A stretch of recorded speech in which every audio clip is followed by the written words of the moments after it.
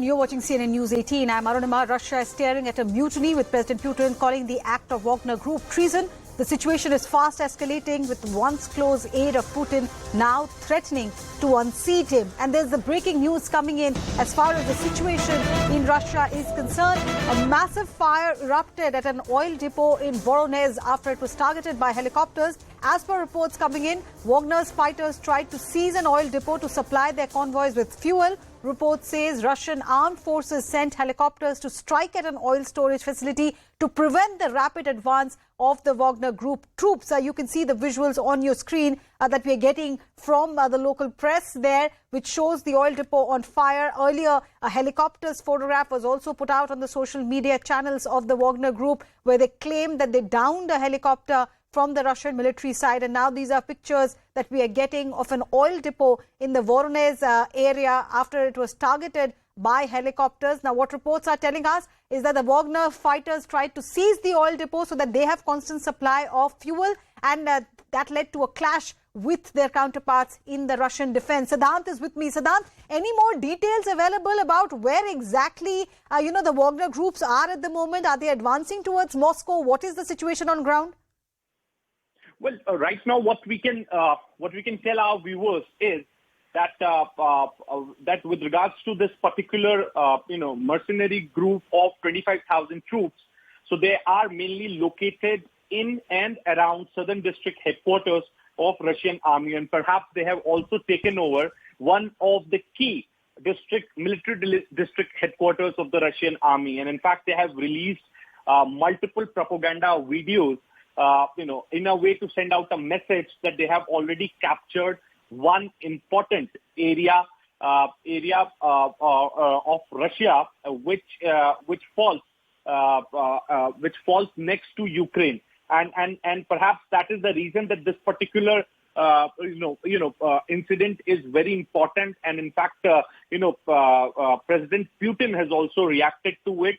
He has called it a mutiny. He has called it a betrayal, because it is the same Wagner group which has been fighting with the Russian army on the forward post.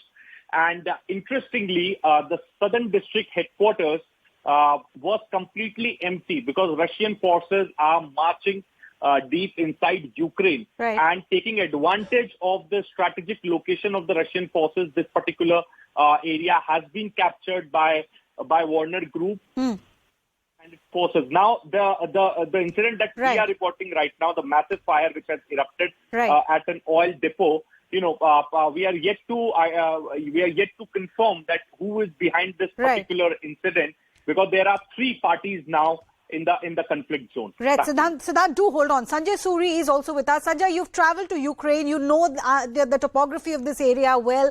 As far as the current situation goes, how are you analyzing it? To us, it seems like this is the single biggest challenge that Putin has faced in recent times. Without question, and it is very significant that the forces first captured Rostov. Now, that is just across the Ukraine border by the Sea of Azov. And Mariupol is just across. And you would have thought that Russian forces under Prigozhin would have advanced into Ukraine as they did in Bakhmut. But now we find them going absolutely in the opposite direction, into Russia, in the direction of Moscow, and closing in very rapidly. What could possibly be more serious and more threatening to Putin than this? The declared aim, to an extent, has been that the Prigozhin group is after Shoigu and it is after Gerasimov, but clearly that cannot be the limit of the target. The target clearly is Moscow, and this is continuing despite Putin's appeal. The fact is that Putin has now been reduced already to appealing rather than commanding, and it appears now that a lot of the regular military forces of Russia are not resisting this advance. This is the most serious moment, perhaps, in this war, and in a way, perhaps the most promising, with some end to hostilities in sight. But do you see any third-party role in this conflict, given the fact that when the Nordic Stream, blast happened, when the Ukrainian dam was blown off, there was this fog of misinformation about who was responsible. Similarly, for this particular incident, the missile strike that we are told is the trigger for the current crisis. Is anybody calling this, a third-party intervention created situation? Well, if we are talking about a third party that could be behind this, we would be talking about the CIA, we would be talking about MI6, we would be talking about other European and NATO agencies at work, and that they have built up Prigozhin to launch this challenge to Putin. At the moment, we are seeing no evidence that Prigozhin is a Western forces agent. He has led this very successful and a very bloody assault on Bakhmut.